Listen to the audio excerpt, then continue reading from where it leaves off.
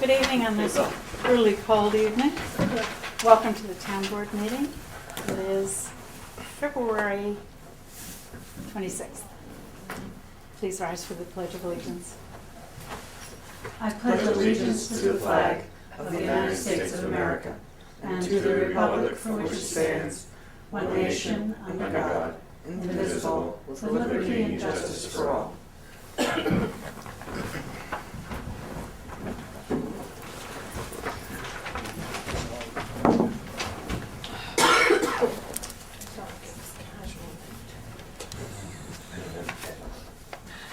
I'll start with the statement for the supervisor on, which is the month of January. Thank you, Debbie, for getting this for us.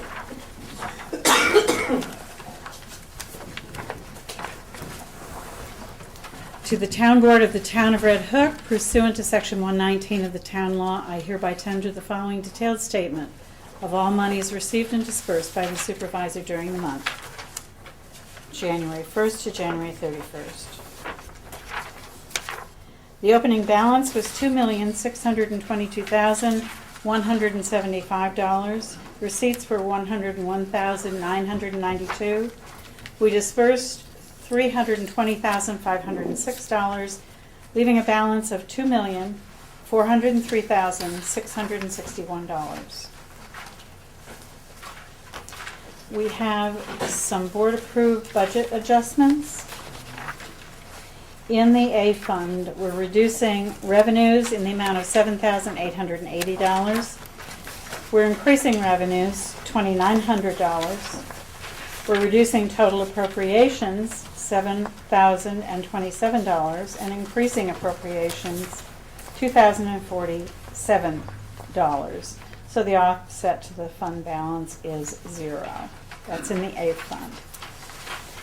In the general B fund, we're going to reduce revenues $9,535. We'll increase revenues $4,844.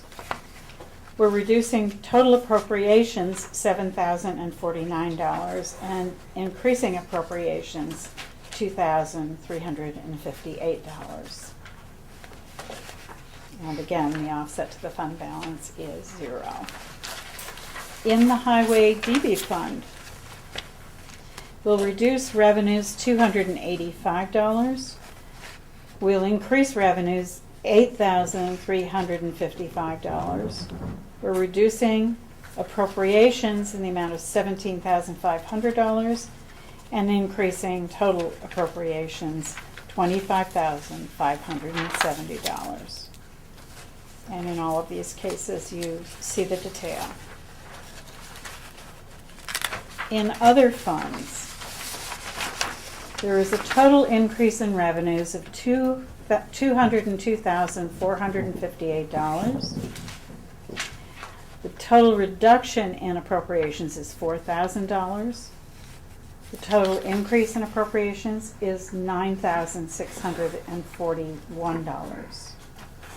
So we appropriated the fund balance $4,641, and we reduced the appropriated fund balance $201,458. And that large amount, as you can see, is the increase in non-property taxes.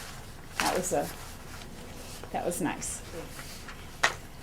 Those are all of the adjustments. The above is a true and correct accounting of the balances shown in the books of the Town of Red Hook at the close of business January 31st, 2014. Is there a motion to accept? Second. Is there any further discussion? All in favor? Aye. Aye. Thank you. Okay. In terms of announcements, we can start, I guess. Jim, have you any announcements for the evening? I have not. Okay. Brenda, how about you? Just a quick mention to our community members that you can get free reliable tax preparation by calling 211. Thank you, Brenda. Isn't it? Is there still time to sign up for medical programs? They were giving. Yeah, I think you can get help with that at the public library. Oh, good. And Sue, do you have any announcements? No, no. Okay. And Howard? No. Something? Bill? No. Okay, I have a couple. One is the Dutchess County Regional Chamber of Commerce is hosting the 4th Annual International Women's Day Walk over the Walkway, and it is taking place on Saturday, March 8th at 2, let's see, at what time? It doesn't say what time. Maybe it does. Registration starts at 9, and then there are welcome remarks, and the walk begins at 10. So this is a celebration of International Women's Day, and it's at the walkway over the Hudson, and it promises to be a warmer day. I had a note from Dutchess County representing a message from the Social Security Administration that I may announce several times because I think it's important. Beginning on August, in August 2014, the Social Security Administration will no longer issue Social Security numbers printouts from the field offices. Individuals who need to have Social Security numbers because they cannot find their card or whatever will need to reapply for a replacement card. And then in October of this year, the field offices will stop providing benefit verification letters. So they offer 2 ways to contact them if anyone needs a Social Security card replaced or number replaced. And please feel free to call my office and I can give you whatever I know if you're not able to take down these websites and telephone numbers. But the website is www.socialsecurity.government/myaccount. And we'll have to do it online if one loses or needs assistance. Or you can call 1-800-772-1213. We've again been recognized as Tree City USA, and I think Nancy is probably lining up volunteers who are interested to go to a luncheon being given at the Albany Hilton on March 27th, Thursday, to honor those people who have, those communities who have made that designation, and it's the 8th annual recognition ceremony. The last thing I wanted to announce is that the town of Red Hook and the village of Red Hook and the village of Tivoli have received the executed contract from Dutchess County for the grant to pursue a highway shared services program among those 3 municipalities.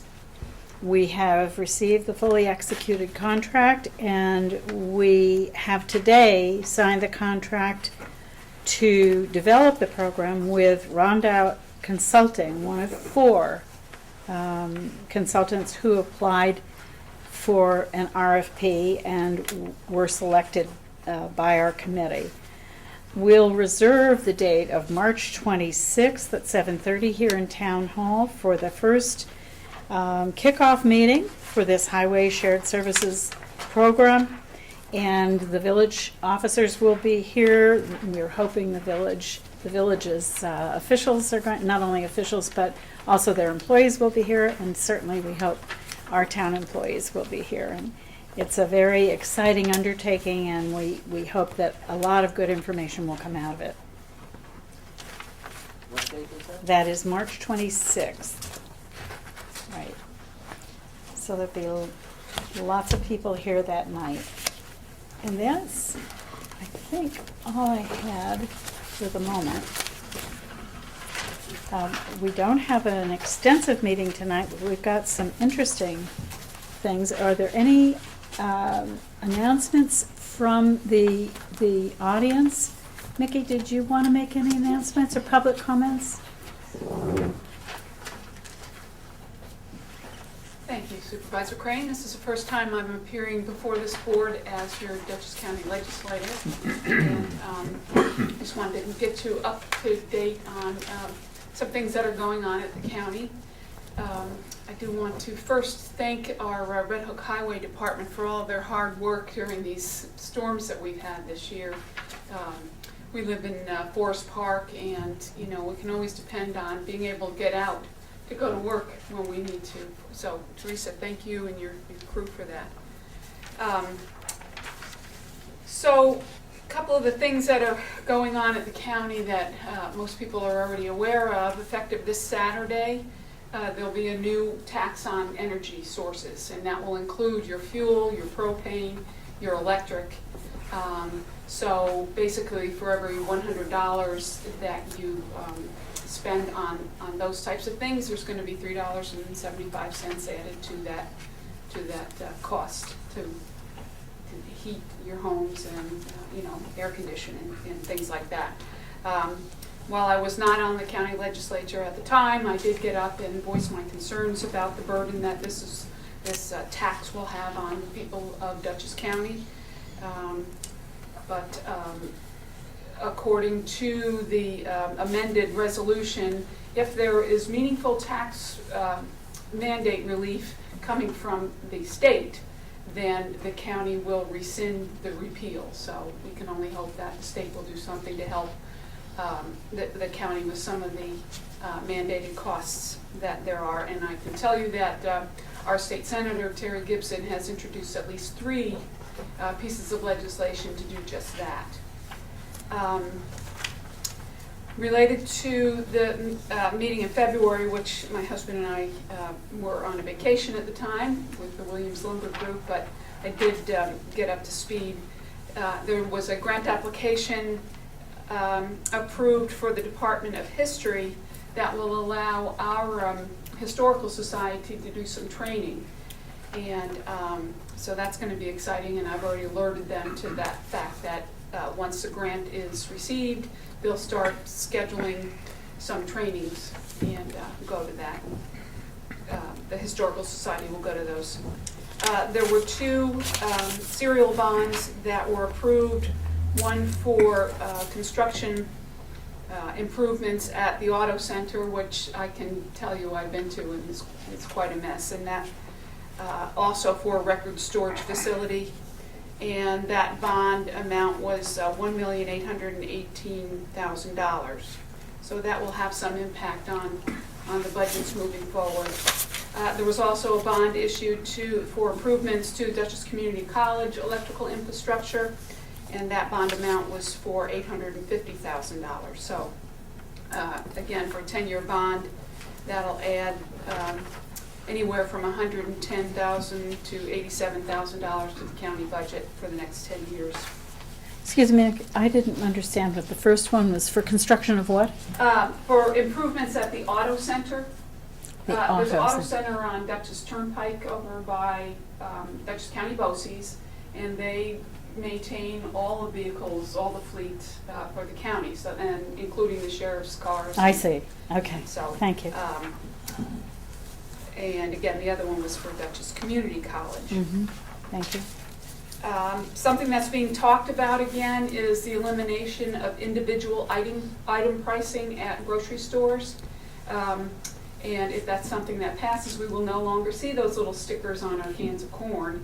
People will have to depend on, looking at the end of the shelf to determine what the cost of goods are. I've sent out an email when they first started discussing this possibility and got really mixed opinions about whether or not people thought it was a good idea. Most people feel like for our senior citizens or anybody who's somewhat visually impaired, this is going to be really difficult. What the grocery stores that currently have this in place do is they have scanners throughout the store. So if you wanted to find out what the price of your goods are, you'd have to, go up to one of these scanners and figure it out and hope that, the computers are all programmed properly once you get to the checkout. So I will certainly update everybody about that as it moves forward, but that's pretty much what. Has there been much debate on that issue? There was quite a bit of debate. You know, the grocers I know what the want grocers to want. do away with the individual item pricing, but according to the unions, you know, what it may do is eliminate jobs. And, you know, this is a job that's suitable for a certain population of, you know, of our residents who, you know, they can't do much more than, you know, work at the grocery store, frankly. And this is a good job for some of these people who might be a little bit more low functioning. And you know, the unions are very much against this going into effect. One of the issues I've heard in the past, when this has been debated for a decade at least that I know of. Yeah, I found something back as far as 1991. Yeah, and one of the issues that seems to me have some legs is that if you have 100 bottles on the shelf, you could increase the pipe of the price of all 100 with just putting a new sticker on the front, Right. and so it's a kind of a golden pot for that commercial industry. Right. To, It certainly is a time saver, but. well, no, it also almost retroactively increases prices. That's my word. And lastly, as I said, my husband and I were out of the country when the meeting was held at Bard College related to the incident on Route 9G that sadly took the lives of 2 of our Bard students. We are scheduling a follow-up meeting for that from March 5th at 11 o'clock. It will be at Bard College, but I haven't reserved a space yet because I didn't realize there was such a wonderful turnout for that first meeting. So I will let you all know when that will be. Anybody have any questions for me? Yeah, the individual pricing, what are they taking away? A little thing underneath the food The that individual tells you- pricing on Oh, each when individual when good. they So those stand. little stickers or stamps will be eliminated. Now you have the time, you can go through the inventory that's on the shelf and find one that's in the back. Yeah, but That was much cheaper. Yeah, but that, It's I've been done there a that year. sometimes, and then you pick that up and they scan it and the price is up like the rest of them, you know, and you have to Really? argue. So the barcode is on the item anyway, right? Correct. Yes. And the registers read the barcodes, Yeah, no matter what it's stamped, it's. no matter what barcodes it's stamped, anyway. right? Yeah. So it's pretty much, we've gone that way. Right, and we have gone that way, but, you know, there are pros and cons to this, and the responses that I got, and I got about 56 responses, most people were against it because they just like to be able to Want to see the what sticker. price is. Right, Yeah, right, right. right. You know, to see the price and the jobs, Yeah. and you know, they never have enough of those readers.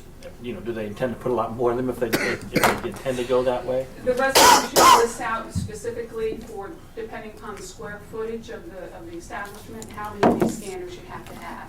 Right now, if you go into Stop and Shop, you can grab one of those scanners at the front door. But, you know, some people aren't quite as savvy about using those things as others, and I you know, that it's not going to be a burden to our senior citizens or those who are otherwise, you know, health impaired. You know, the bottom shelf in particular would be a concern for somebody who wants to get an item off the bottom shelf and can't read what the price is without, you know, contorting down to the bottom But a lot of shelf. times the price on the shelves is very difficult to read, and it's tough to tell sometimes which it is, and so on. Yeah. So this will be debated at the county. So, thank you. Thank you, Thank Mickey. you. Are there any other comments from any of you? Okay. Okay, so we have the very good fortune tonight to have with us the chairman of our Disaster Preparedness Committee, whose name is Vincent Coluccio. And Vin, if you don't mind standing up to the microphone, it might be easy for us to hear you from there, and certainly for the listeners at home to better hear you. And I want to, first of all, thank you for accepting the chairmanship of this important committee. It's really wonderful to have you with us. Thank you. Thank you, and it's an honor to be here, and I am honored for the position of chairman for the next 2 years, and we're going to do a great job. I know you are. So Supervisor Crane had made me aware of a conference, or actually I should say it's a training program that occurred in Rockland County. He suggested that I attend. This is a disaster preparedness training program sponsored by the state of New York. And she requested that I give you a briefing on what occurred there and sort of the main points that come out of it. So this was a session that occurred on Saturday, February 8th at the North Rockland High School in Rockland County. And this high school has an immense gymnasium that was packed to the gills. There were many hundreds, perhaps even 1,000 people that attended. And that might sort of might have been associated with the fact that these people lived through Hurricane Irene and really perhaps encouraged them to attend the session. When I was at the meeting, I looked at the literature and it indicated that this statewide training program in terms of the Hudson Valley would only take place in Rockland County. But then I met up with some of the program coordinators and they indicated that there's a very good chance that there will be a similar program here in Ulster County. And I will be watching that very carefully. I do hope that we do have a session here. And when the time comes, we can talk about it and perhaps the town of Red Hook could be involved in that session. The stated goal of the program is to provide approximately 100,000 New Yorkers with the tools and resources to prepare for emergencies and disasters, to respond accordingly, and to recover as quickly as possible to the pre-disaster conditions that existed. The session lasted for 2 hours. The first hour was presentations by state and local political leaders. And the second part of the session, the second hour, was devoted to the nuts and bolts. How do we prepare? How do we respond? Governor Cuomo was there, and he gave a very effective presentation. He started off by indicating that Hurricane Irene provided the impetus for the state to develop this program. And it's a very elaborate program. A lot of money is going into it, and I think it's a very good program. He also pointed out that in comparison to the rest of the country, the state of New York is, and I'll use his words, off the charts in terms of the potential for disasters. And he gave us a couple of reasons for that. And he was talking about both natural disasters as well as acts of terrorism. He pointed out that New York State has these large population centers, has a lot of exposure to coastal areas, especially New York City, but also along the Hudson River. We have nuclear power plants, and so on. These are all reasons why we are now being required to become more diligent in both preparing for and responding to these disasters that we hope will never happen. At one point, he did something interesting. He raised a question to the audience, and he said, in the event of a disaster, who was the first responder? And you can see a lot of people starting to commiserate with each other, and they're scratching their heads. And then he pointed to the audience and he said, you are the first responders. The heads of households are the first responders. And what he was doing was he was raising an essential point of disaster preparedness, which is that it takes time for responders to mobilize and to get to us. In a disaster, we would always wish that they're there right away, but that's not typically going to happen. And that really was the reason for this overall program, and I'll give that the exact language to you. It's to provide guidance to heads of households on being self-sufficient for the first 7 to 10 days of an emergency. Now, the 7 to 10 days wasn't just pulled out of the air. It was based on actual scenarios that they experienced with Hurricane Irene. Another essential theme that the governor highlighted was that the heightened awareness and the heightened preparedness within a community benefits not only the people that are prepared, it benefits everyone else, because what it basically does, it allows responders to get to the people that are in critical need of a response. And it also gives the responders more of a quick opportunity to start addressing issues like our infrastructure, bridges, roads, electrical supplies, water supplies, and so on. So that the better we are prepared, the more the response can get to where it needs to go. To put it in the converse, if the less awareness and preparation in the community, the more detriment to the response effort in that community. So basically what I'm saying is that the main message here is we're all in this together. And the more we prepare and the more we know how to respond, the better off we all are. Now the governor was somewhat dramatic in pointing to the audience like he did. But I felt it was appropriate, and I think that he was very effective in it, because what we all need to learn to do is adapt to a new reality of how we live and where we live. And along with that goes learning practical steps that are within our abilities to prepare and respond. A lot of what we're learning in these programs are not that sophisticated. It's just that we don't think about how we would respond. And so this was the second portion of the training program, and it consisted of a slide presentation. And many slides were being shown, and each slide had a lot of bullets on it, and each bullet was probably important and very good. But I suspect that the second portion of this program didn't get as much time as the first. So it was going kind of quick. And the only way you could really read it was to be a speed reader. And it was difficult. So I can't possibly give you all the details, but what I can do is give you the website, the New York State website, that is just loaded with great information. And I recommend that everyone go to that site and see the wisdom that is in it.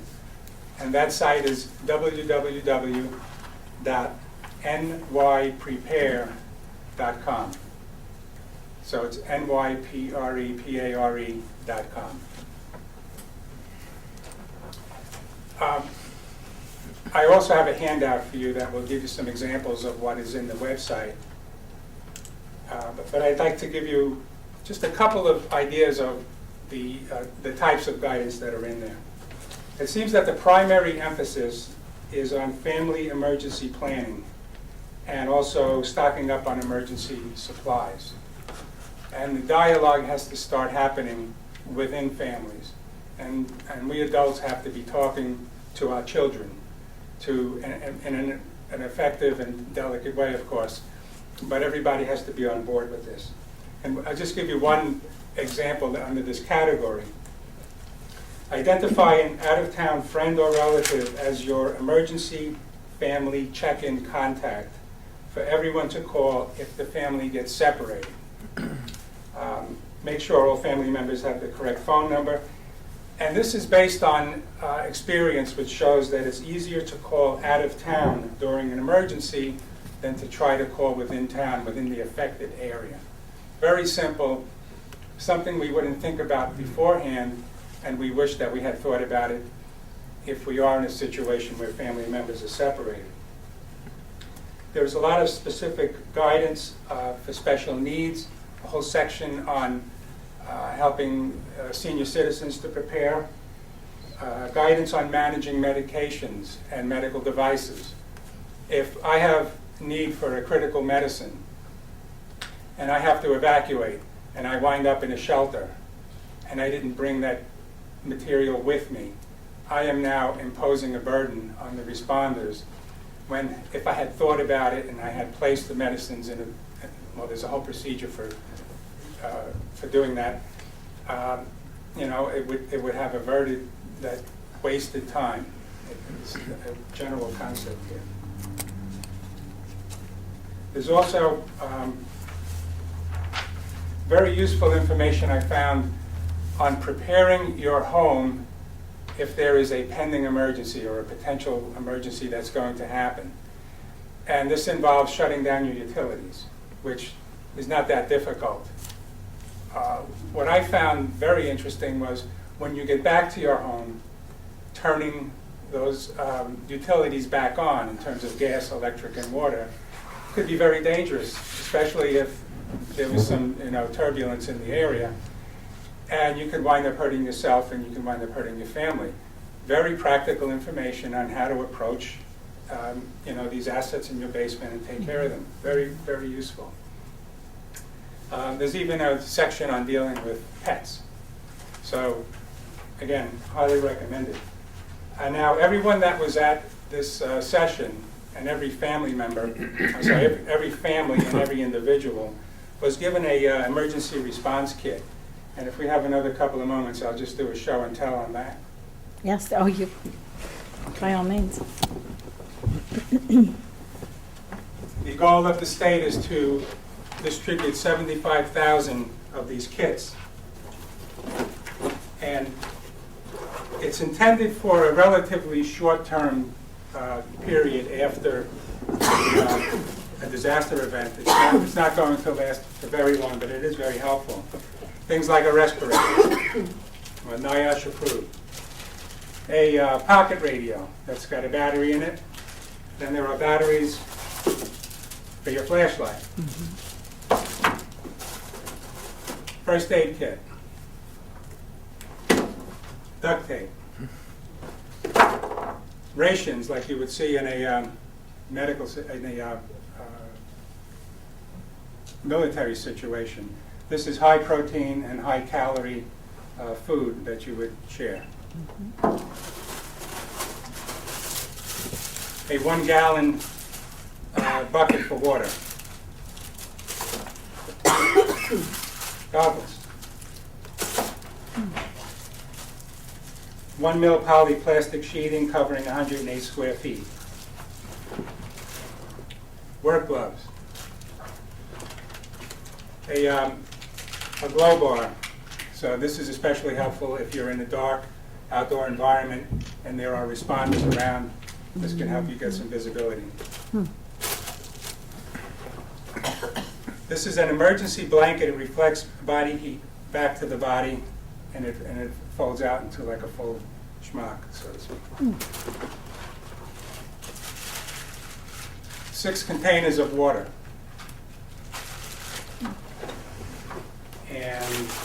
And that's it. Those containers of water, is that actually water, or is that chemicals to purify water? This is emergency drinking water. These are actual packets There of they water. are. Again, this would be for a short-term scenario. Now, this is only one configuration of a pack. If you go online, you can see many different packs with different types of materials in them and for longer periods of time. So that's my review and my comments on the training session. Again, I recommend you look at the website, and I will give you handouts right before I leave. Are there any questions, comments? Okay. It's a practical matter. These are things that wouldn't be that hard for us to get in advance and have in a kit like this in a bag somewhere in the house. The idea of having a fresh container of water in your basement or somewhere. This is just a simple idea that we forget about. Right. Something so necessary. Right. And I find that to be true of just about all the recommendations in the website. Simple and practical, you just never thought about it. Right. I happen to have kept this in my house since February 8th and keep it in a corner of my living room, and every time I walk by, it just triggers this thought that, it's there, and that we might need it at some time. Right, right. Thank you. Okay, thank you very much, Ben. You're Thank you for taking a Saturday to do that. That's a sacrifice, to give up a Saturday to go to that seminar. That was wonderful. I'm glad you did. Well, I'm glad you told me, and again, I do hope that they have a session here in. Yeah, Western if you are alerted before we know, would you make sure we hear about it as well? County. Absolutely. Good. Thank you. Thanks so much.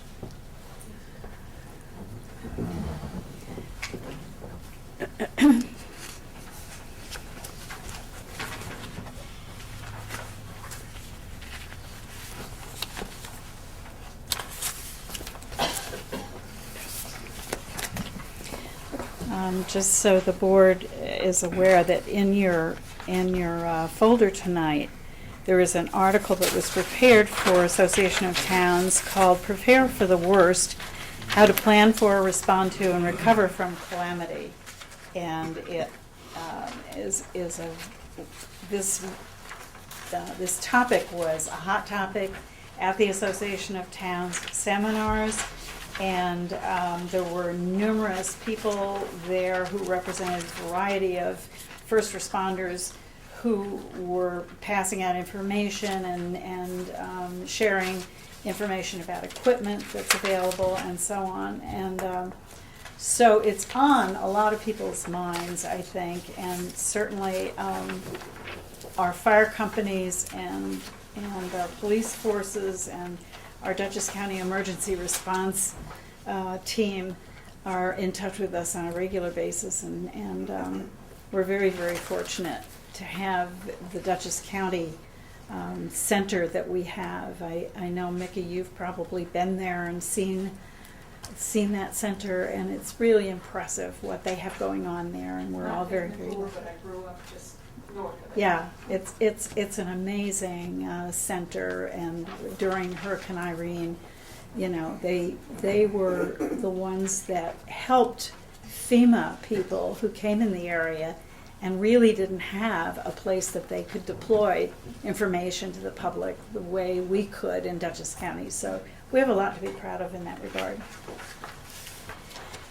Okay, I have on the agenda reports for Association of Town Conference participants, and some of them are here, and don't want to keep you late, but I thought it would be an opportunity for the public and for the board that wasn't able to attend to hear a little bit about what you attended, what you got out of it in a very brief way, and whether you felt it was worthwhile for 2 days. You gave up 2 and a half days of your time. So I'll start with Deb, I guess. Deb, you're comfortable with the microphone, and you've been with us a long time, so we'll get you started first. Thank Okay, you. I'll be glad to. All right. Thank you very much for making provisions for us to attend this conference. We hadn't been, any of us, I think, in 5 years. And of course, you get down there to the city and you register, and you're handed this packet with a list of all the different classes you can take. And some of them look interesting and new, and others you think, well, I know everything I need to know about that already. But there were 2 classes in particular, and one was amazing because it was operations and budgeting in the tax cap era, how to target and communicate efficiently or effectively. And I've been doing budgeting with the town financial people for 28 years, I guess now, 27, 28 years. But I thought, well, let me go and see what this is all about. And it was very good. I came away with something new and interesting, because one of the things that they discussed was town's comprehensive plan and the character of your community, and how to get that forth in a handout or something tangible that a resident can hold in their hand to see just what we were all about here. So the professor who was leading this class had different checkpoints and points that you had to cover to do this. And I'm taking these notes, and she's talking about getting demographics of your town together with population history, the trending for your population, characteristics, geographic, your staff composition, average assessment for the last 5 years or so. And I'm writing these notes, and all of a sudden it dawns on me that what they're suggesting you compile is data that is almost exactly that which we provide with Moody's when we go for a credit rating. So what you would be doing is getting this information together so that your resident could see this publication, which we could do, and they would know just what kind of services we could provide to them as a resident of the town. The other class I really liked was discussions about the retirement system. And again, I've been doing it for so many years, I didn't think I would come away with anything new. But when I got into the class, others must have thought that too. There were only about 20 people in that class. And the person leading the class was the deputy controller himself. And he came down from the podium and actually held a very informal class. And I think he covered a lot more data and information than he would have than if the classroom was filled. And we all took advantage of it. It was a lot of question and answer, and I really enjoyed that class as well. Overall, it was good to see what weak points we have and where we need to pay attention. And it was good to meet some of my peers from other towns. I enjoyed that. I also liked meeting representatives from the state controller's office, and I have contact information for them now. As a matter of fact, I had to call one today in connection with the annual report that we're working on. So thank you very much for making that provision for us to attend, and I did come away with some new things. Great, thank you, Deb. Nobody tried to hire you away to a different municipality. Not yet. Thank you very much for breaking the ice there, Deb. Rose, you're an old hand at the microphone. Would you mind telling a little bit about what you enjoyed, if it's a little bit different from Debbie? And I must say, while she's coming to the microphone, there was a lot about fiscal Yes. offered, so. That's true. Yeah. This was a seminar that really had a lot of fiscal classes in it. And I too thank the board for giving us the opportunity to go, because they're really, it was very informative. I found that it was a very interesting and informative session, all of the classes that I attended.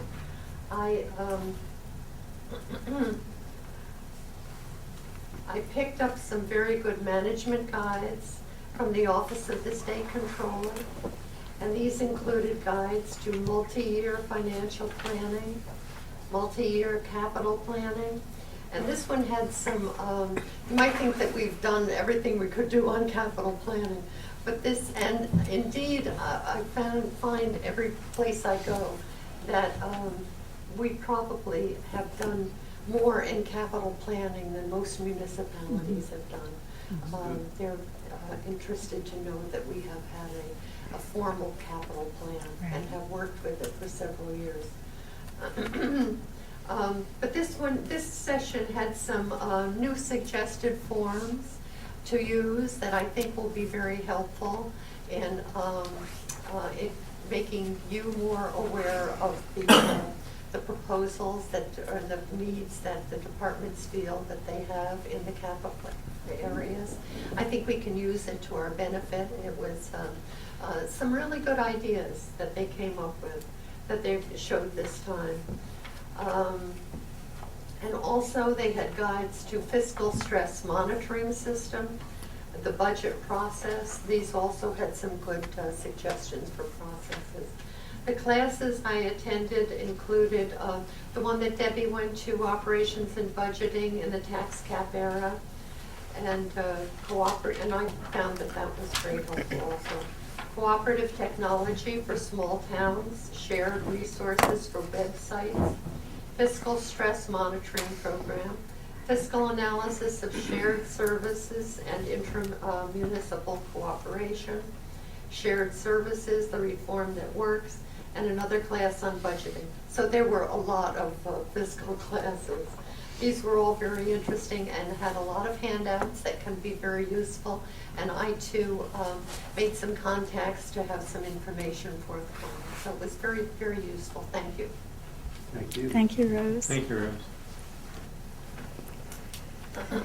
Jackie Fenaroli, this is her first trip to Association of Towns, and she is our new able secretary of the Zoning Board of Appeals and helps in the zoning office from time to time. So, what did you find when you got there? I want to thank you all too for allowing us to be able to go to this. I attended 8 different classes. Some of them did not pertain to me at all, but I just wanted to go to get the whole feel of, So I attended cooperative technology for small towns. I actually attended one on town clerks. I found that interesting. Planning and zoning, short course for elected officials. This class discussed what elected officials need to know when appointing and working with their planning and zoning boards. I knew some stuff, already in this, which was good because then I felt, comfortable in this session. I attended one on organizing, another planning and zoning, which was the substance and procedure of interpreting zoning provisions.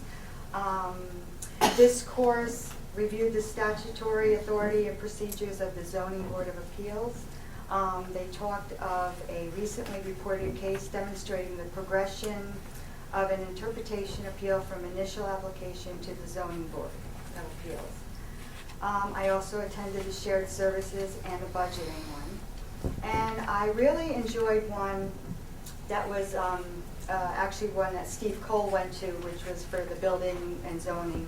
The terrorism indicators and suspicious activity reporting for fire EMS. This was very good. This was a 3-hour class aimed for CEOs as well as first responders. It discussed the 8 signs of terrorism, 16 suspicious indicators, and the terrorist planning cycle. Instruction for reporting the suspicious activity was also included. They really outlined the importance of, if you see something, to say something. Some of the 8 signs is, people that are surveilling, surveillance, people that are looking around and seeing what they can, how do I say it, taking pictures and making drawings. Information gathering, they might be aware of individuals attempting to gain information about your operations, staffing, and security. Tests of security, be alert to any attempts to measure reaction times to entering a restricted area.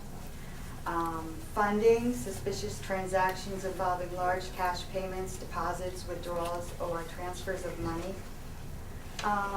Acquiring supplies through your full-time or part-time employment, be alert to those attempting to obtain explosive weapons, uniforms, badges, credentials. And the last couple were suspicious persons out of place. This may include people who are in places they should not be, as well as people who do not fit into the daily routine of surroundings or the emergency scene. And then they'll do a dry or trial run. Basically alert of people that just look out of place or you have seen at multiple emergency scenes or scoping out. And then deploying assets. Be aware of what looks like people and supplies getting into position to commit any act of violence. Remembering scene safety if you spot something or get information on the way to a call that suggests you and your crew would be in danger. Consider staging at a safe distance and following the department's scene safety protocols. So I found that one very interesting. If we have the opportunity to do this again, you know, I've got ideas. If whatever they offer, I can see what I would go to. You know. Great. I'm glad that you were able to go, Jackie. That's I enjoyed it. wonderful. Thanks. Good. Someone who's an old hand at going to the Association of Towns, I won't say how many years, is Ted Cutsey, the purchasing agent. Ted, thank you for coming out tonight on this cold night to talk I about. usually don't come out at night. No, you don't, and I'm very glad you did. Thank you. Yes, I hadn't been to this conference in a number of years, and the thing that struck me was the quality of the speakers. I thought they were far better than anything I had heard before. For instance, I went to Legalities of Purchasing in Competitive Bidding session, which reviews Municipal Law 103. But the gentleman presenting it was a senior attorney from the Attorney General, or from the Controller's Office, and he was terrific. And I picked up, I thought I knew it pretty well, but I picked up a point in it that we've used informally. It's called best value. And it's now written into the law. And best value can simply be described as, let's assume I have two bids, a truck for $40,000, a truck for $45,000. But as we look at the $45,000 truck and compare it to the 40, the maintenance costs are lower, the training costs are lower, the expected depreciation is lower. If you can analyze that and if you can quantify the dollars, you are allowed to buy the bid, or the issue the bid, or issue the contract to the higher price vehicle. Very interesting. It's now part of the law, which it had never been before. Best value, is that? It's called best value. Best value. And I sent a note to Chris, and she's going to, in order to do this, we have to have a local law. So she's drafting a local law on it now. So Great. it's kind of an interesting thing. Great. But I thought the speaker was an outstanding guy. In fact, I got a call into him on an item I want to talk. I attended 5 sessions.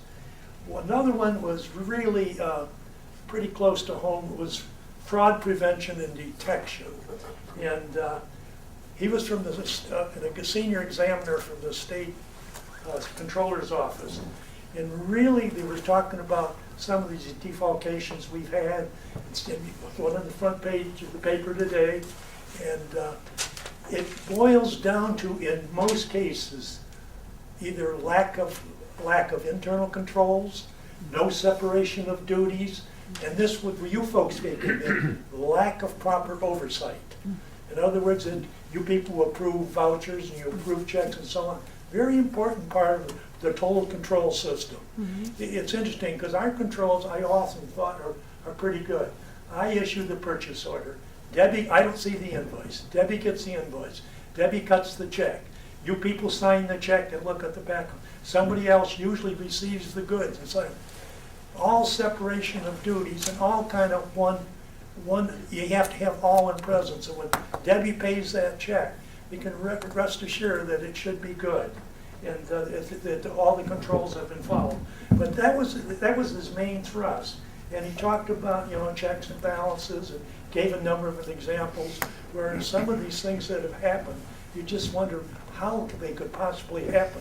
That woman in Fishkill was $52,000 over what, 10, 12 years? It's just incredible to me as a former auditor how that can happen, but it did.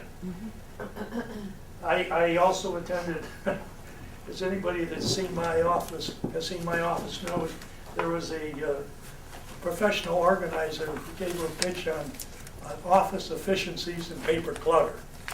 And, Oh, you went to the right one there, Ted. Clean it up so I can't find a 1948 catalog anymore? That's right. He came back and straightened everything up. But she went through it, and apparently she's a real pro. That spends time in legal offices, advertising agencies, and she's made a career out of it. That's what she does. Isn't that interesting? Yeah, it was kind of. But she was. John attended that with, also with me, and it struck close to home. I'll tell you. And I also attended the the presentation on budgeting, the town budgeting. Again, I mentioned before that the quality of the speakers, for that one, they had the controller of the town of Eastchester, a woman from Eastchester down in Westchester, and the director of professional services for the New York State General Finance Officers Association. Two top-notch people that went through the budgeting process, and I know Rose saw it, and I saw it, and I thought that was probably the best pitch I'd ever seen on budgeting. And then, of course, there's a little side benefits. We get a chance to see Chuck Schumer and Dean Appley, and Dean Appley spoke primarily of the fiscal stress and what's going on around the state.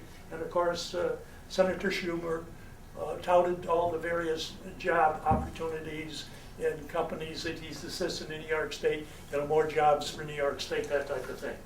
So all in all, yeah, I'd like to thank you also. I think it's worthwhile. Maybe not every year, but certainly every couple of years, because I found a lot of material there that I hadn't seen before. And the other byplay that you get is talking to the various vendors. The various vendors of software, playground equipment, engineering firms, what have you. And you can just chat with these folks and you get some pretty decent ideas out of it. So all in all, I think that's extremely valuable. Okay, thanks. Thank you, Ted. Thanks very much. John, Great. you're up. Thank you for coming out tonight. Yes, well, that's interesting. The ones I was going to mention have been mentioned. That's okay. But I went with to the fraud detection and prevention. I would add one thing, that we have many of these things in place already. And many of the people that were there do not have them in place.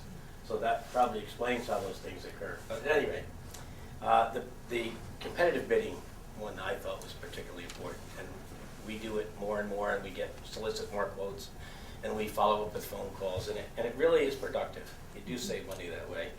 The introduction to budgeting I had to go to out of self-defense because Rose was there and Ted was there. I have to know what these people are thinking. The Office of Organization, that one that I attended with Ted, I did come home, I did throw out everything out of 2 file drawers. So that did help. I think you could have taught the course, to tell you the truth. Yeah. With you. And I also found the Chuck Schumer presentation and the Eric Schneider minute to know and to actually hear Lieutenant Governor Duffy speak, because I wanted to know what they are working on, because you just get little sound bites on the news and so on, and how you actually get to hear the initiatives that they think they are important, how they are going to impact a town like Red Hook. The best one I attended, I wanted to mention, well, there were 2.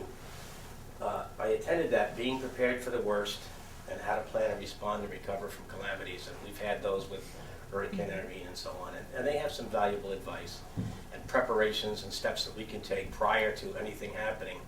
But again, we are ahead because Dick Franklin's booklet out there and it covers 90% of the things that were covered in that presentation. And then the other one was put on by this rather dynamic speaker named Eileen Franco from the Department of Labor, and she spoke on safety and health inspections. And later I went out and talked to the NYMAR people, because they're the ones that inspect us. We get inspected by Pesh and Dutchess County and NYMAR, and you never know what it's all about. But now we have a much better idea. But they had a question and answer period, and I asked them very specific things about workplace safety for workers, for people at the park, for program participants, for all the different things that we have to contend with. And they had very good answers for it. And then James Cutrone, who's one of her workers, she's the head of the department, and he's been in touch with us, and he's emailed, and they're going to work with us to develop a program that we can offer just recreation-specific stuff, rather than for the whole town where you deal with money handling, which we're not doing at the park, but things that will be specific for us. And just as a result of that contact. Yes. Yeah. Well, I fill out the whole questionnaire and then put my contact information. And when I got back when I came in Wednesday morning, I already had an email from their office. So his name is James Cutrone. He seems a very knowledgeable guy. So all in all, a very somewhat cold when you went outside, but a very positive experience. Thank you very much, John. So, for various reasons, Brenda and I were the only board members who were able to go, and Brenda has a beautiful typewritten report here that she's going to give, and I'm going to be much more informal than that. But please tell us what you thought. This is your first. This was your first conference. This was my first time, and I did think it was very valuable, and especially I thought it was valuable to meet your counterparts from other towns. I have to say that I probably learned as much from that as from the courses. So there was an energy track, and I attended several courses on that track, and one was on energy procurement. And so there's this buying coalition. It's a nonprofit, and they help municipalities use group purchasing power to either reduce or stabilize their energy costs. Some communities accomplish both, but usually you either have stabilization of the costs or lesser costs. They have right now 33 counties and more than 250 municipalities that are participating, and some of the local people we might know are from Ulster and Saugerties. So we can fill out these forms and give them our energy costs, which would, I guess, involve Deb pulling some numbers out for us and of all of our electricity costs, and then they will respond as to what they can do for us. So I have the forms, and I plan to follow through on this, so that was a good thing. They also have a renewable program, but it's more for larger areas. They didn't think that we could take advantage of that. I attended a geothermal district heating workshop, and I learned a couple of facts, but it mostly probably would not apply to us. It's more for large scale deployment. So they just noted that New York is the largest producer of geothermal in the world. It's used for electricity heating, geothermal heat pumps, and they were promoting district heating as opposed to each home having their own boilers. And then one kind of interesting thing they mentioned is that since we've had many discussions about hydrofracking, they pointed out that seismicity may be an issue for the deep drilling that's required for this type of energy source. Then a really good workshop I attended was called Community-Based Solar. They remarked how the solar, a lot of times people say, well, how much energy do you really expect to generate from solar in New York State? Well, the answer is quite a bit, because we have as much available in solar power to us as Germany does, and they generate quite a bit. And the reason for that is that they have offered so many incentives to their people for installations. They talked about a program called Solarize Tompkins. Actually, Solarize is a model of a solar program that it's a project that, well, I better read this. Tompkins County has done this. I think it's also popular in Connecticut. And they use community purchasing power to provide low-cost solar installations to residents. Under this model, there's an organizing committee that vets installers and chooses one. So what that does for homeowners is lessen confusion and also give them a good price. The committee also offers workshops to educate the residents about the technological parts of all of this. And ultimately, though, it's important to know that the contract is between the contractor and the homeowner. So in Tompkins County, they were very surprised that they had 300 enrollees. It was far greater enthusiasm than they had expected, and they hope to achieve 100% of installations for all those folks. Someone in the group that day suggested that if you adopt this model, that the community consider offering the vetting, having more than one contractor, so that just not one gets all of that work. Then one thing that was pertinent to us, I believe, was for municipal projects, now especially because the state incentives are so low, It's probably best to lease the system, so I'm thinking of our highway garage. And I think that would be perhaps something to investigate. I met a man from the town of Clarkstown, and their community installed solar on a closed landfill. And this was possible because New York has this net metering law now, such that the site where the energy is produced doesn't have to, it can be remote from the site where the energy is used. And for net metering, the municipality must own or lease the property where the energy is produced. And then one benefit is the solar company, this is in the case of leasing, the solar company would maintain the site where that's located. They also pay for the engineering, et cetera. So it's another way for us to look into this. In the past, we've purchased our installations, so perhaps leasing is now the way to go. I attended a workshop on economic opportunities or funding opportunities for economic development. They mentioned 3, and these were all new acronyms to me, so there's a lot more to be learned. It was called WEP. You have to have a population of less than 10,000 people. This is for community facilities, but no rec items. They mentioned CF and the Farm Bill, and it was interesting that they said there are very few applications for this program, so that your chances are good. And there are grants in the $10,000 to $30,000 range. And then for communities in fiscal distress, there's an EDA program. I also attended a workshop called Role of Town Board in Land Use. And there were just some interesting suggestions for us for looking at our stormwater management regs. And maybe it's a task for the ZRC. And I attended a workshop on current design tools, and most of the things that were mentioned, like John I think mentioned in one of his workshops, we already have discussed or already using, but I noted a few special ones here.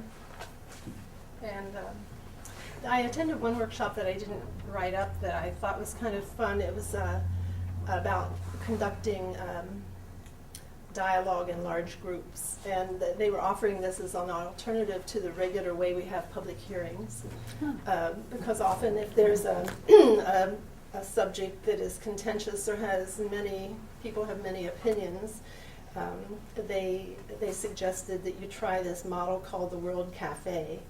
A lot of people are going to go by the book, and it instructs you how to break up into smaller groups. You have a facilitator at each table. And it's kind of like I guess there's the charrette method, and it's kind of like that, but you don't have to hire a professional. You can train your volunteers, and it can even be counted as a public hearing. So maybe we want to experiment. Interesting. That's all. Okay. Another person up here who went and had a good time, I think, and I saw her scurrying around going to seminars left and right. It was Sue McCann, town clerk. They had quite a bit to offer town clerks. Right. I have not written anything formal. I'm very busy collecting taxes right at the moment, so We're glad you are. I've put paper clips where I went.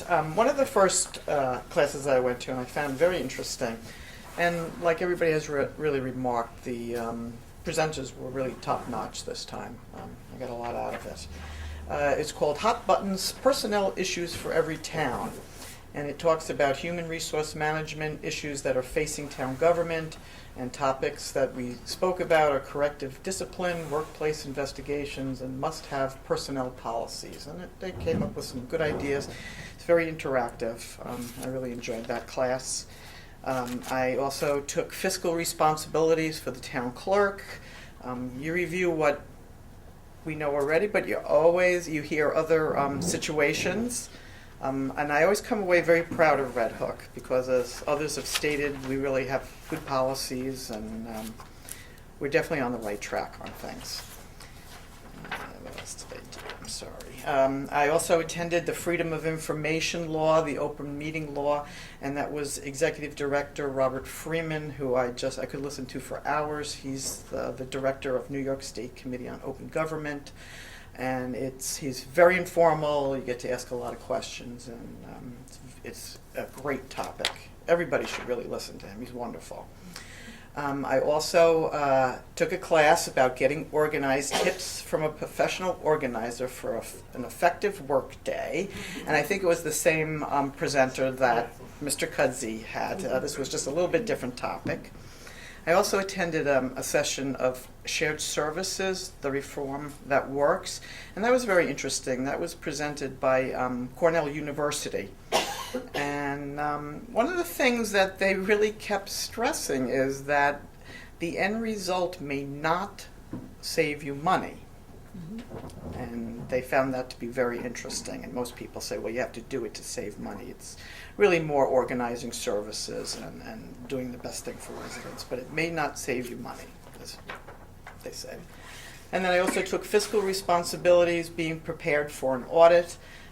We're audited every year. The town clerk, tax receiver, I know justice courts, Deb. I appreciate being audited. It's a protection for me, it's a protection for the town.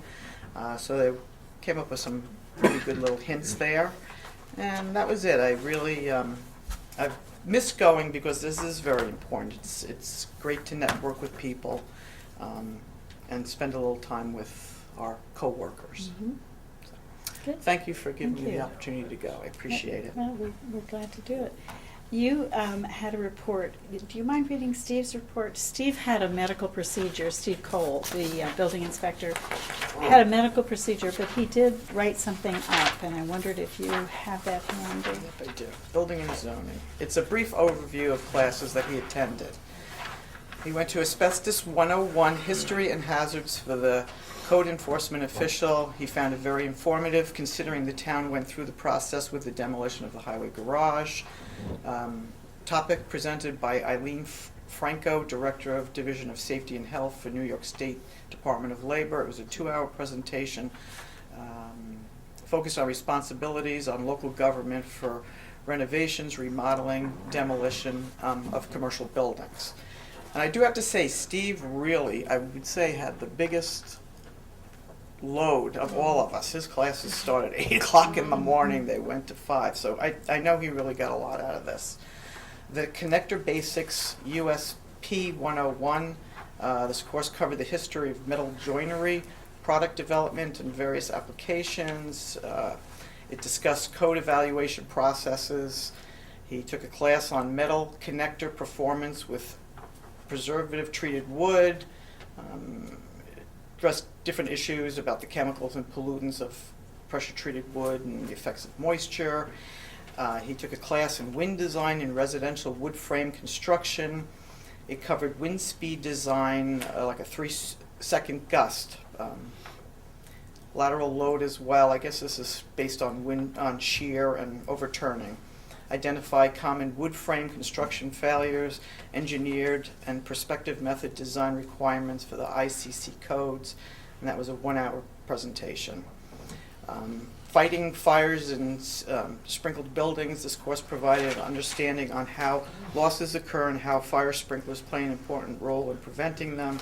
That was a 2-hour course. He also took the class Terrorism Indicators and Suspicious Activity Reporting for Fire and EMS. A code update topic was presented by Ron Piester, Director of New York State Department of State Building Standards and Codes. The topic explained the new Uniform Code and the new Energy Code. Also covered were new laws that impacted the new Energy Code, events currently taking place at the Department of State Codes Division. Overview of existing building requirements was another class he took. That was presented by New York State Uniform Fire Prevention and Building Codes that may apply to existing buildings. And he'd like to thank the town board for approving the expense and allowing him to go to the Association of Towns. I find this conference a valuable tool in the function of my job as code enforcement official. I had many opportunities to network with other code enforcement officials from other areas of the state and sharing the same ideas on different levels. That's Steve Thank you, Cole. Sue. You're That's welcome. great. And I, too, found that the presenters were all professional and interesting. They must have been selected for their expertise and their ability to keep the audience awake, because going from class to class in some of the rooms warm, it could be a struggle unless it's a dynamic speaker. And they were, all those that I attended were excellent. I attended a personnel presentation the first day, hot buttons, personnel issues for every town, and recognized that we're all in it together. Our town isn't the only one that has hot buttons in personnel issues. They used the illustrated situations that were familiar to so many people. People were sitting around the room going, "Oh yeah, I recognize that one." That was very, very interesting.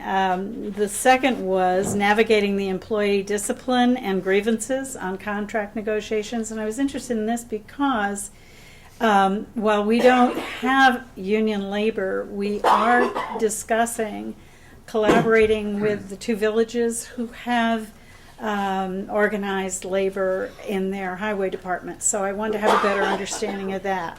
I did that one. And then there was a follow-up to that, advanced labor negotiation tactics, and that was, I felt a little bit over my head, but I sat through it anyway and picked up some, I made copious notes, which I won't bore you with, but it was very, very interesting. I was delighted to have been there. And then the last one, on the first day, I attended the OCS annual financial reporting responsibilities, what they are and why they matter. And that was an hour course, and I really enjoyed that too. There was another that I stepped into that ran a little bit later, which was opening the doors to shared services. And what they presented was a model that I hadn't thought about in terms of shared services, but the man who spoke was very persuasive that school populations are shrinking, and there are more and more spaces available within schools that are now having classrooms collapsed into fewer spaces. And some schools are, and we know this around us, not locally, but around us, some schools have been closed. And the topic was approached by his saying, "You've already paid for it. Don't recreate it. Look at the buildings that you have, that you've already paid for, and try to reuse them in ways that the town or the villages can identify are practical solutions for space needs that they may have." So that was an interesting rebranding your schools as town centers and economic engines was kind of the subtitle on that. And it was a very, very interesting, and they illustrated, I think there were some in the Finger Lakes area that had done exactly that. They were thinking of building a town center. Their town hall was falling apart, and they were thinking of building a town center, but instead of doing that, they brought in engineers and they looked around and they said, wait a minute, you've got an empty school that with some upgrade will provide all the space you need for your town center and your new town hall. And that's exactly what they did for far less than investing in property and a new facility. So that was a very interesting idea, and I thought maybe I ought to see more of Paul Finch if we're going to follow through on that. And then on Tuesday, I attended a seminar that was really intended for attorneys, but I found it very, very interesting. Two dynamic attorneys presented this. It was called Assessment Property Taxes, What Are the Hot Topics? And it talked about the way we all look at the assessment, our assessment values as a source of income, and how to have fairness. How does the Board of Assessment Review work? And they went into great detail about the balance of those people on the Board of Assessment Review and the attorneys if someone challenges the Board of Assessment Review's decision, and how the outcomes usually resolve. And I found it very, very interesting, though it was, as I said, it was intended for a legal credit. It was a very, very interesting seminar. And I finally went to shared services, the reform, there was a lot on shared services. And this one was shared services, the reform that works.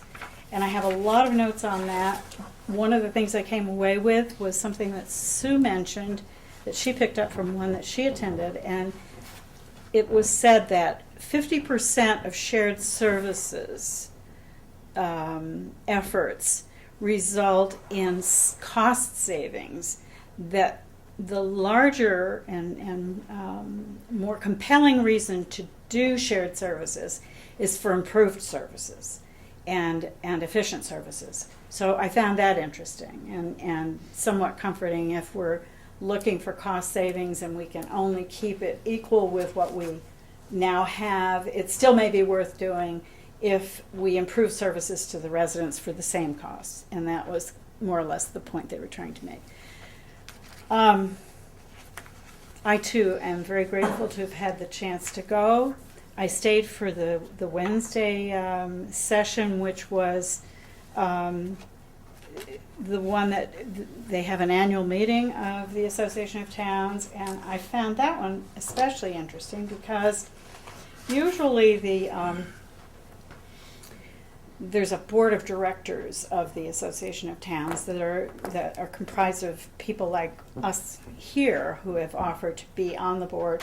And one woman said she traveled 350 miles, I've forgotten how many times a year, in order to be part of this Association of Towns board of directors and put together these kinds of programs and stay alert to what was going on among the townships throughout the state.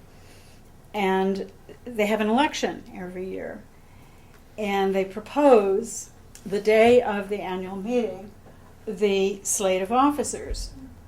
And this was the first time that, in most people's memory, that someone challenged the slate of officers that was proposed by the Association of Towns. And they elected the first person, the second person, the third person. It came to the fourth person. This woman jumped up out of her seat and ran up to the microphone and she said, "Don't vote on that yet. I have another idea." And the board sitting in front of all of these people, you could just see them squirm, because they did not expect it. And the second candidate did not win the election, but it was very interesting to see that people felt comfortable raising another name and touting his credentials and what he had done for leadership in his community. So I found that very interesting, and they did say that I don't know that it's ever happened before, but they're getting more involved and want something to say about how it works. So I liked that. So it was very good and very cold, and we enjoyed after hours together, some of us, and some of us just kind of hunkered in and put our feet up. So we thank the town for supporting our efforts in this regard, and I hope we can work it in the budget next time. Jim, we missed you, and Bill, we missed you. I know you were raking your roof, I think, through all After of hearing that. all these comments, I mean, you really understand that those of us who were unable to attend really did miss out on something Yes. very valuable. Yes, you did. And thank you so much for your all participation. Yeah. Thank And you. I hope Hannah picks up on all the positive comments. I'm sure, Steve. Yes, I'm sure they will, and I think that the public will enjoy knowing that you did get a lot out of it, and that it was worthwhile on your behalf. So thank you for coming. We won't keep you for the remainder of the evening. I'm sure you've had enough, and we'll let you go home to your cozy bed. We don't have a whole lot more to do tonight, but I did want to quickly go through the reports that we have. Harry, do you have this purchasing report? I do. Okay. Right on the top. Okay. Quickly go through this. I do, and I haven't. Oh, yeah. Before you do that, Harry, Sue has just pointed out to me that I have received a resolution that I have asked the board to sign, and that you all have, and I appreciate that very much. It is a resolution in support of Parkinson's Awareness Month. It's a proclamation. And I think Parkinson's is a disease that deserves our attention and our sympathies, certainly. And just by way of explanation, it's a progressive neurological movement disorder and central nervous system, which has unique impact on each patient. And so there are a network of organizations, the Parkinson's Disease Foundation and American Parkinson's Disease Association and National Institutes of Health, which have found over 1 million Americans diagnosed with Parkinson's disease. So now, therefore, I, Sue T. Crane, Supervisor of the Town of Red Hook, do hereby proclaim April as Parkinson's Awareness Month in the Town of Red Hook, and we so move and sign our names. And I thank you for making that possible, and we'll return that to that organization. Okay, sorry. So, excuse me, Yes. you moved, Well, I we need guess a second. it's just a proclamation, Okay. but I think it's just a proclamation rather than Then a resolution. a resolution, yeah, All right. yeah. But they are asking the seal of the Town of Red Hook be affixed, so you Okay. may want to put that on there, Sure. Sue. Thank you. I'll be in on Friday and Okay, I'll give it back. get that back. Okay. Now, purchasing report. I guess I have about 4 copies of it here. Do you? I promised- You've got everybody's I copy. promised I only read one. Okay, good. I mean, you've already heard from Ted, and he is making, as a result of going there, he's making some changes in purchasing procedures, and which will require a vote from us. Yes. And we look forward to that. And has been working for some time on the shared services, with the shared services grant and the RFP to find and select a shared service consultant, which we have now done, and we're moving forward with that. But those 2 things have kept him quite busy lately. Mm-hmm. Shall we, while we're on that topic, talk about approving the purchasing policy? You each have in your folders, this is done annually, and Ted has produced this purchasing policy with very minor changes. The most significant has been toward the end. You'll see the RFP for the procurement policy involving, professional page 6. services. Didn't they find that? Page 6, 5 and 6. with a $20,000 Yes, thing. yes. Yeah. Page 6, second paragraph is the change this year. And it suggests that where applicable, the town board or purchasing agent of the department head will initiate one of several processes: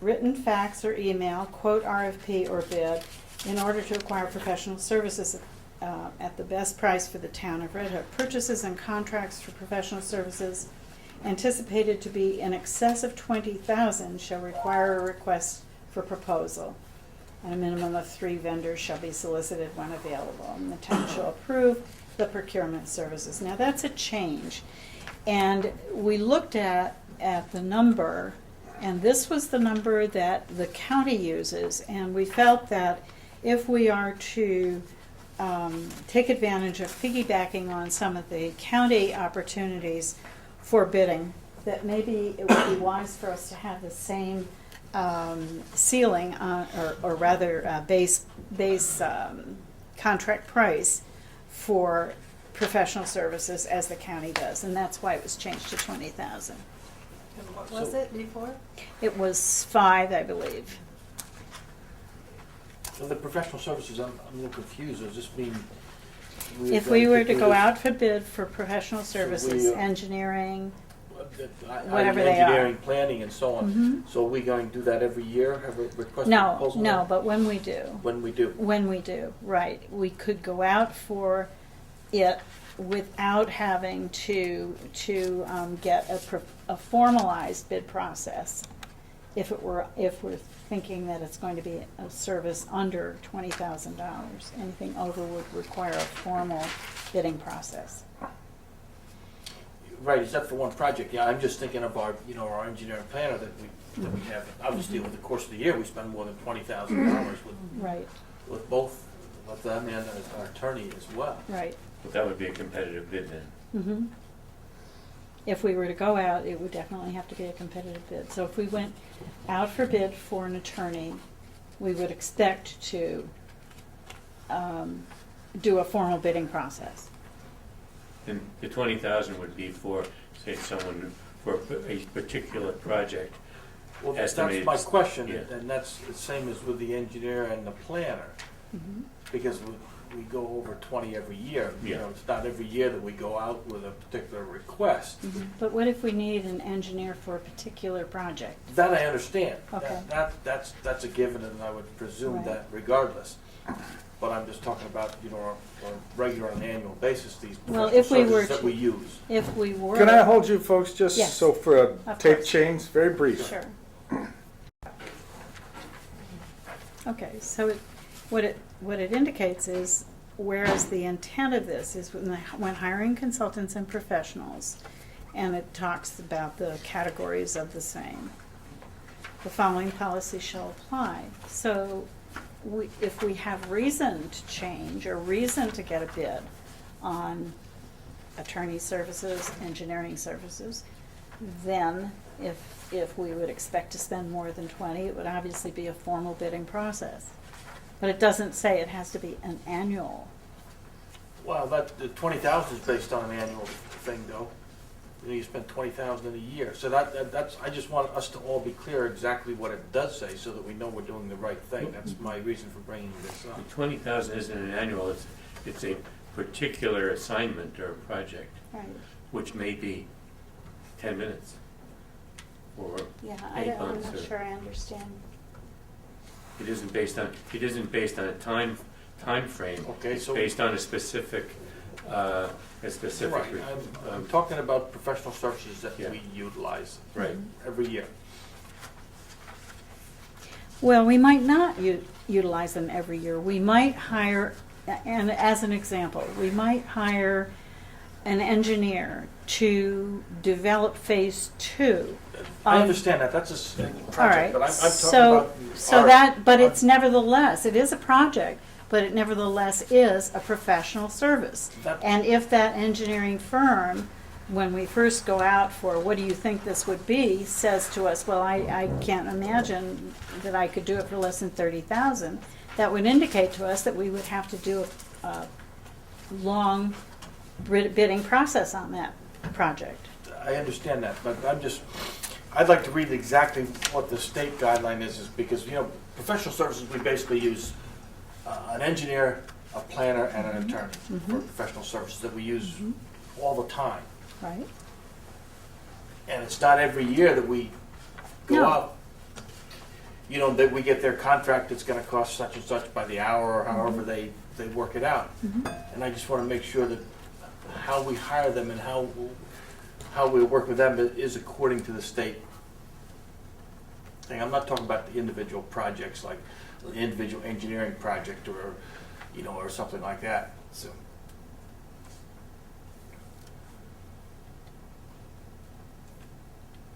Because let's be honest, we spend well in excess of 20,000 every year with our attorney, with our planner, and with our engineer, there's no question.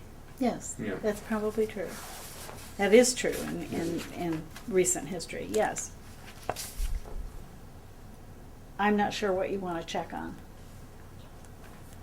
What is it that you want to check? I want to make sure that the way our contract is with them is according to the state procurement policies, the ones that we use, You mean all the time. you mean the state or this policy? Well, Ted based a lot of this on the state policy, but Yeah, I think that's a totally category of here. And Yeah, I'm not sure, Harry, because- that's my yeah, question. because I'm not it, sure, and I want all of us to be on the same page and know because exactly what we're talking about. What we're doing is hiring someone basically on a fee-for-service basis of one kind or another, on an ongoing basis. That when they serve us, they're serving us at a particular rate for, either by the hour. That's or- right. Mhm, on an ongoing basis. Well, So- here's a good example. And it is a project, but it is a professional service. We signed a contract today with a consultant whose contract was based on an RFP that went out in a formal way, and 4 applications came in. And we went through the whole thing, the review, Right. weighing the price, interviewing the people, and so on. So, and it would have been in all cases more than $20,000. So it required the full formal bidding process. If someone had said to us, in estimating what that project would cost, it's $15,000. Oh, I could easily see that happening for $15,000. We wouldn't have had to, if we had this in place, we wouldn't have had to go through the formal bidding process. We could have, in fact, just gotten 3 quotes, looked at them, and decided. I understand all that, there's. Well, I'm not sure what it is that you're trying to sort out. Very often you go to a formal bidding process, your price goes up as well. You realize that too, but. Well, that may be. Yeah. And all the more reason to not go through that process if you can avoid it. Mhm. We felt that the $20,000 was, a county number that they were comfortable with. They have invited us to piggyback on any RFPs that they have, and contracts that they already have in place. So, and of course, we do the state contracts as well. We go through state contract for a lot of things. Right, I know that. So, did you want us to hold on this decision? No, Okay. I just wanted to Okay. make sure that we all understand exactly what that says and then we're doing it. Okay.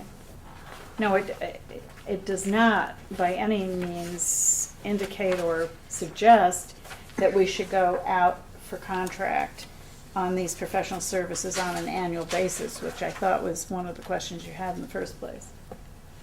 It does not suggest that we do that annually.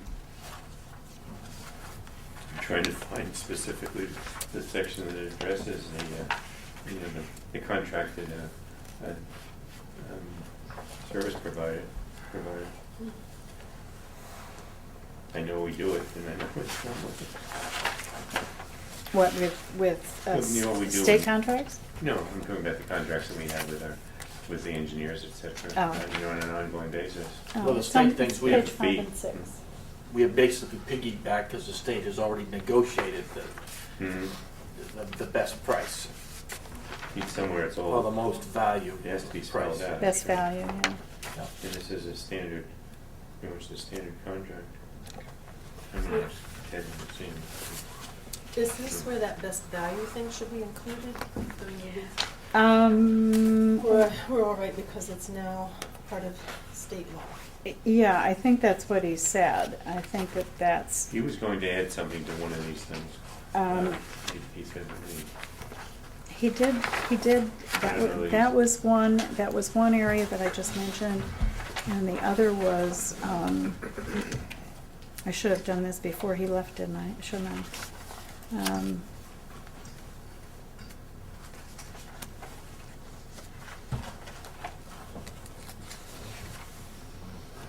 All purchases under 5,000. No, that wasn't it. There was a change here on one of these, but I think, It's page 5 and 6, you said, right? yeah, 5 and 6 was the central. The changes, otherwise. Large it's the change. same, yes. Otherwise, it's exactly the same as it was before. Mhm.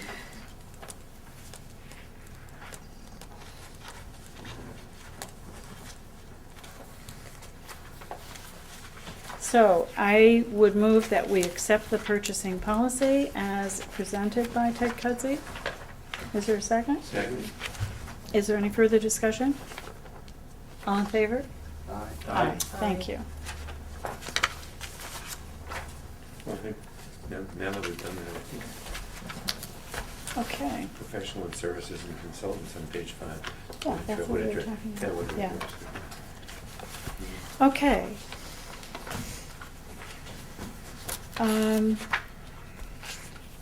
Jim, can you, or Bill or Jim, who is it that's going to do the permitting, the building permit report, Steve's building permit? Well, I can do it quickly. There were 10 permits presented to the building department during the month. And we have a copy of the permit reports for each one. Inspection reports, there were, we've got a total of 15 that were completed. I see 45. Huh? I thought I saw 45 on my total inspections. Am I missing something? The inspection report, I see total 45.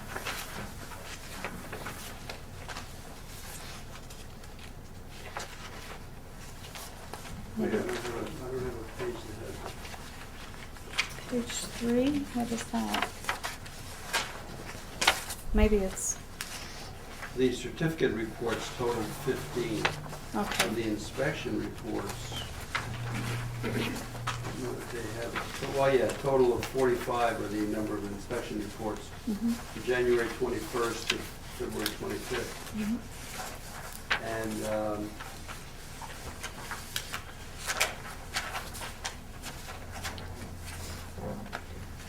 the certificate reports, I say, were 15,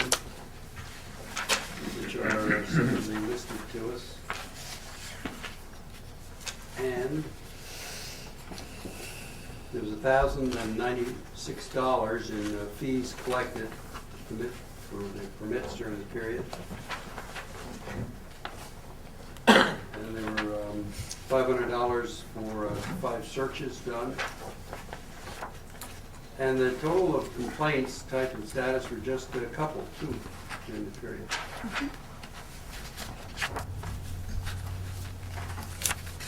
So it's been a very active period, including the appearance at the Association of Town meeting. Mhm. So anyway, that's the report from the building department. Good. Thank you, Bill.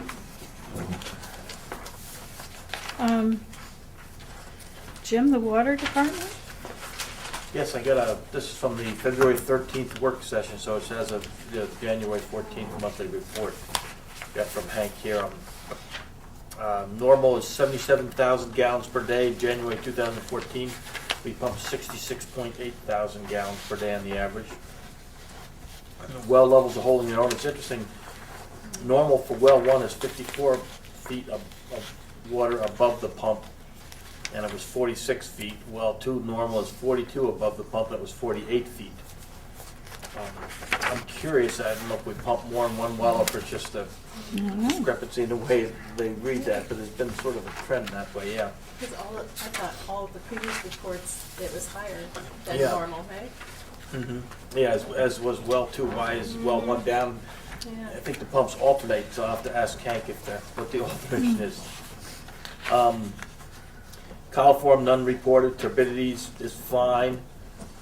Chlorine residual is really ideal as well. Everything's good. Good. They ordered a new supply of filters in January.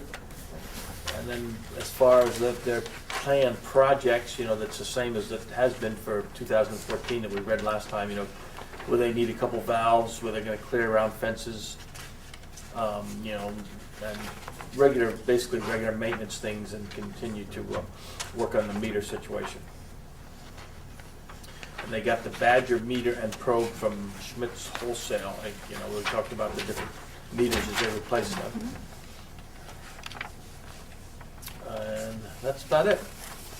Mhm. Okay, thank you. Harry, you have the rec mission? Yes, Report? it's a lengthy report that I won't go over in detail. There's lot of work being done over the winter and planning being done to set up for next year in terms of the infrastructure, things that repairs that need to be made, and whatever, and a restructuring of the summer program.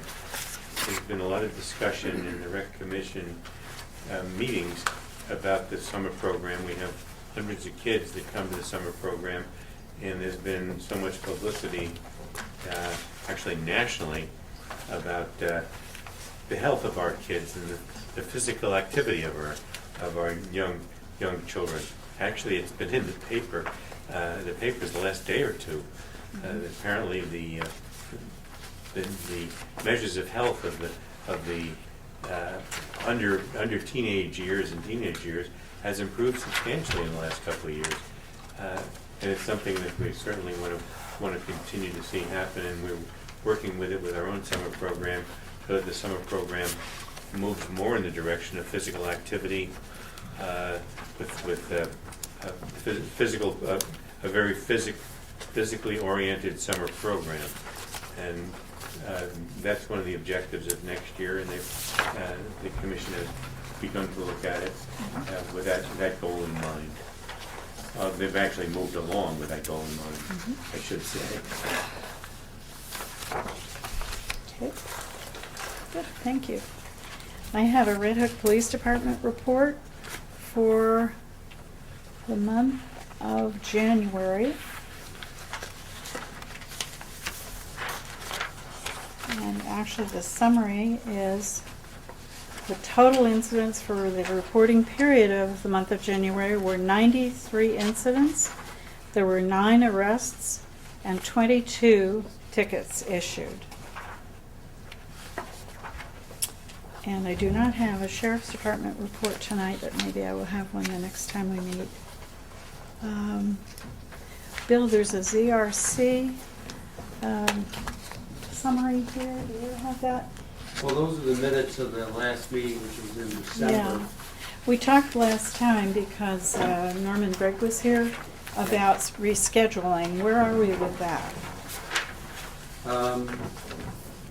I have not been informed that it's been rescheduled. As you see, the minutes of December 12, 2013 said that they resumed discussion about the fencing issues. A member of the Ag and Open Space Committee was supposed to come and speak with us. No one came to the meeting, therefore we tabled the discussion until the Ag and Open Space Committee member is scheduled. At the last Ag and Open Space Committee meeting in January, we had one this month, and February was canceled.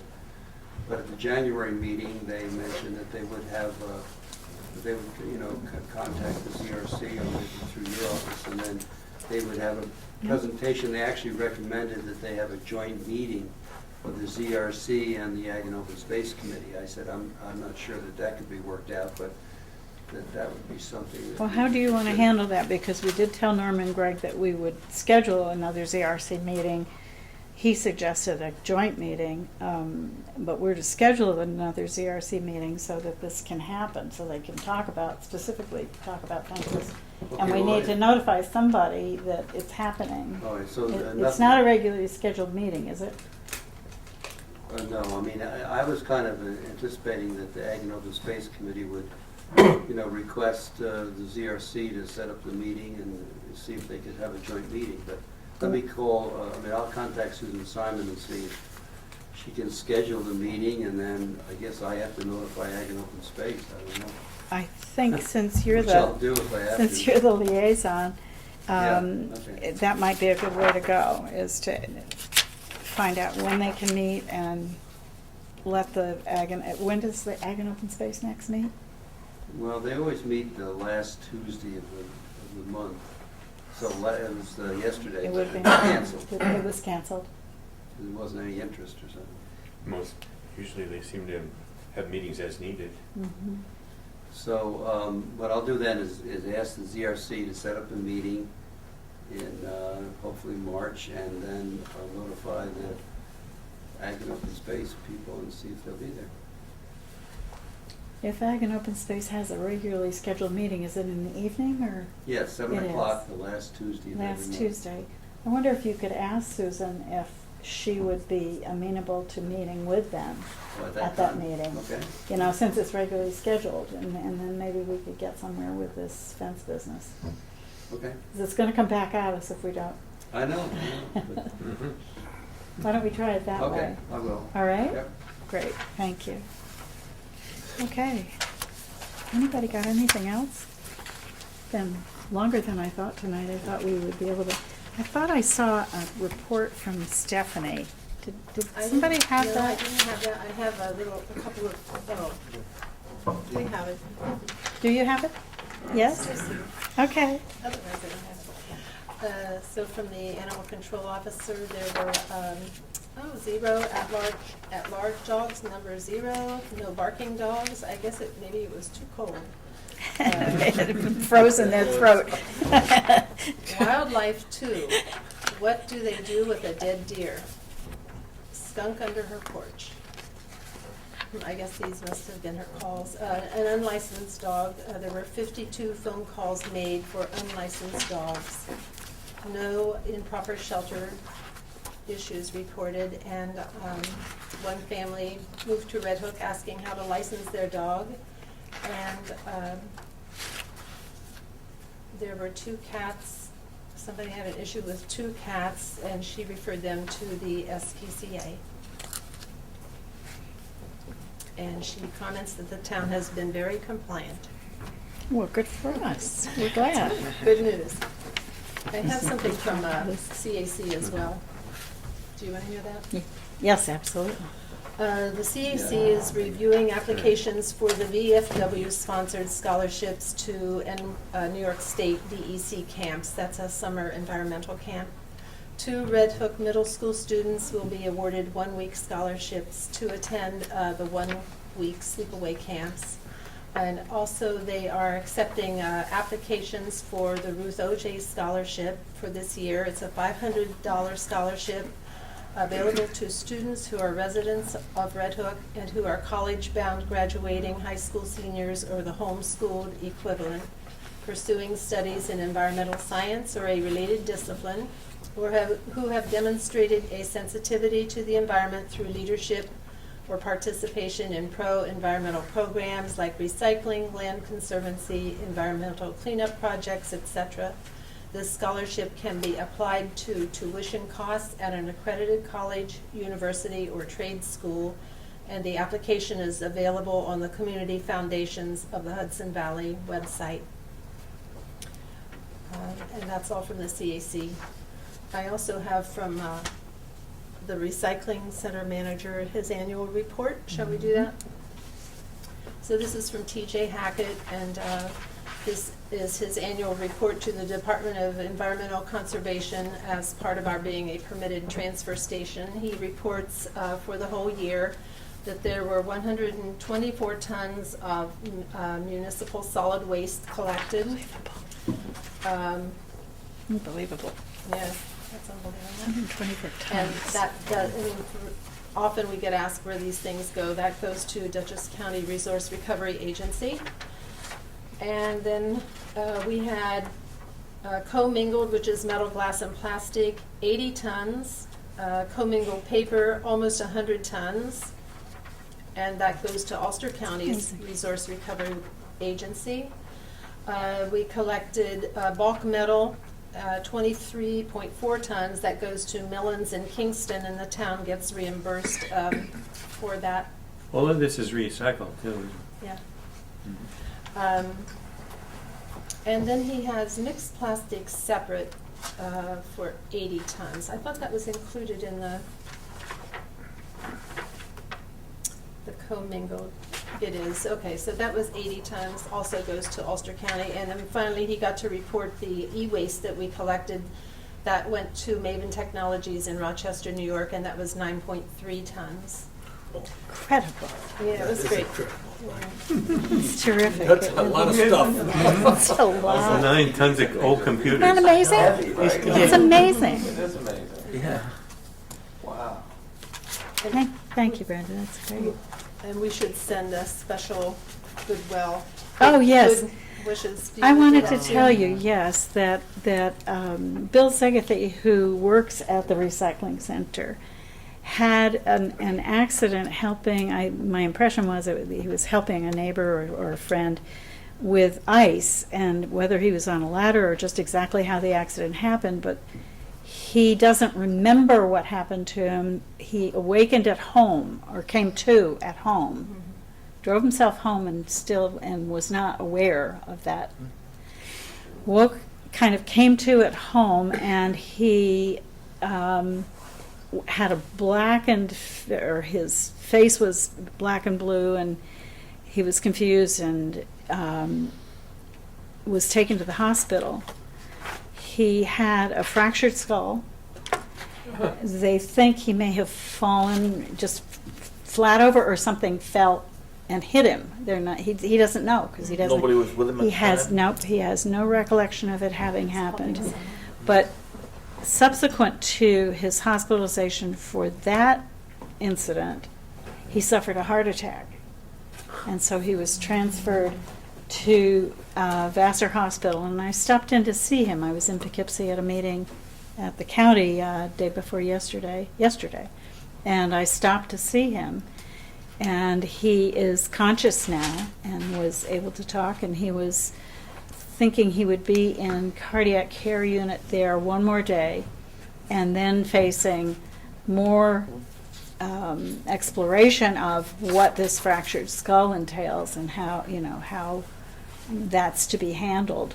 So he's got a road to recovery, but he looked good, and I talked to his wife the night before, and I told her I would like to stop and see him, and she said, well, he may not respond, but you're certainly welcome to go in. Well, he did. He was sitting up in bed, and somebody was bringing him lunch, and he was acting very good, I thought, considering the history of recent days. Acting normal and. I wouldn't go so far as to say that. I think he was aware that he's been compromised and that he has a road to recovery, and he says he's going to take it one day at a time. So keep him in your prayers. He's a lovely man who, in helping someone else, was injured. So very sad outcome. But he's hopefully on the road to recovery, and it's grateful to hear from us. So that's all I have, and there are no comments from the audience, because they've all gone to their home warm spot. So I'm going to ask you if you would meet with me regarding contracts in private. I would like to make a motion to do so. Is there a second? Second. All in favor? Aye. Aye, thank you, and I won't keep you very long.